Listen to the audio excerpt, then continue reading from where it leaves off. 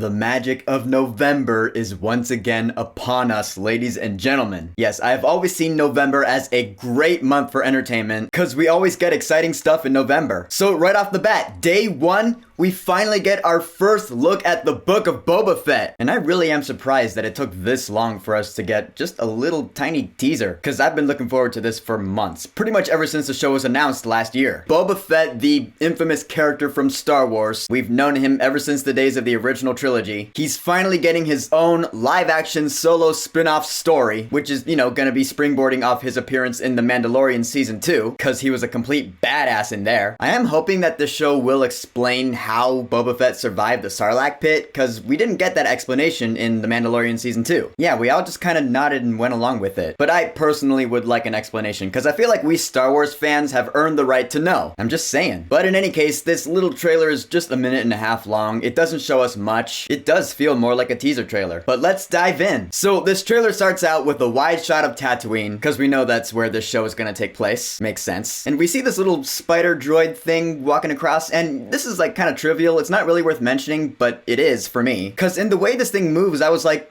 is that stop motion animation? Because if you really look at it, it's kind of jittery. I'm like, yeah, that looks like old-fashioned stop motion. I'm pretty convinced that it is. So I just want to give the animators and visual effects artists props to that. Because that is taking it back to old school Star Wars. You know, when CGI wasn't a thing yet. They used stop motion animation for the Tauntauns and such. I don't know. I love it because I just love stop motion animation in general. So anyway, we see Boba Fett, and going off of where we saw him last in The Mandalorian Season 2, that post-credits scene where he killed Bib Fortuna, so now he has taken over the throne of Jabba the Hutt's palace, which I personally love that story decision that they made. Whoever came up with that idea, whoever pitched it, props to you. And this alien is talking to him, and you hear the translation. He's saying, you sit on the throne of your former employer, because yeah, Jabba the Hutt hired Boba Fett to find Han Solo. We remember that in the original trilogy. But then Boba Fett got knocked into the Sarlacc pit. I guess he blames Jabba for that. So when he went back to the palace, I imagine he was actually there to kill Jabba, but hey, Princess Leia beat him to it. So Bib Fortuna's good enough. But then in this trailer, we see this big city on Tatooine. I was like, this is new, because it looks a lot bigger than Mos Eisley, even the prequel era Mos Eisley. This actually looks like a big city, or at least a big city as far as Tatooine is concerned. I mean, it's not like Coruscant or anything, but still I'm like, what is this place? I've never seen it before, and I have seen a good amount of Star Wars in my life. I don't know, but I'm looking forward to seeing what this city is. I imagine it's going to be called Mos something. And then we hear Temuera Morrison as Boba Fett. I intend to rule with respect.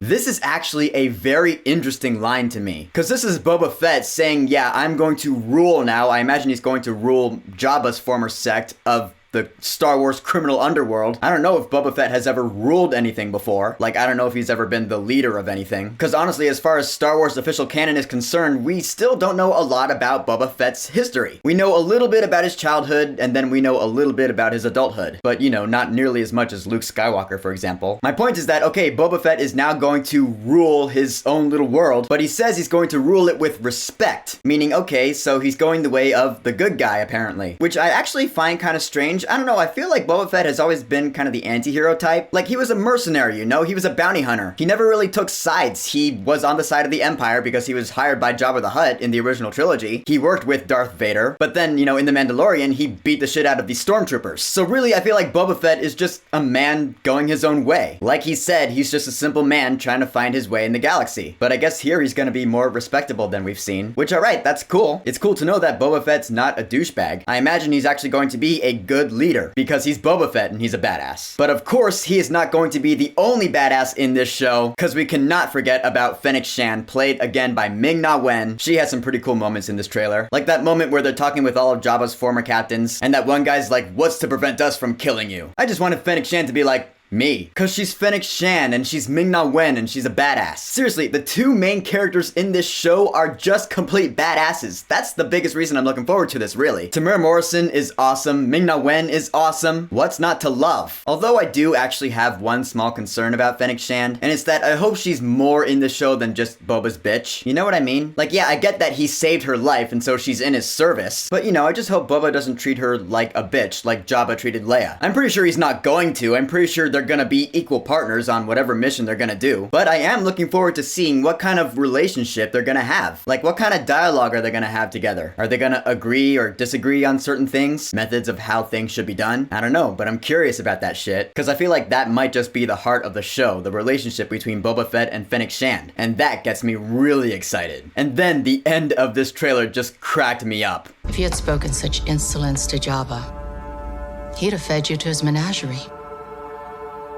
Please. Speak freely. Translation?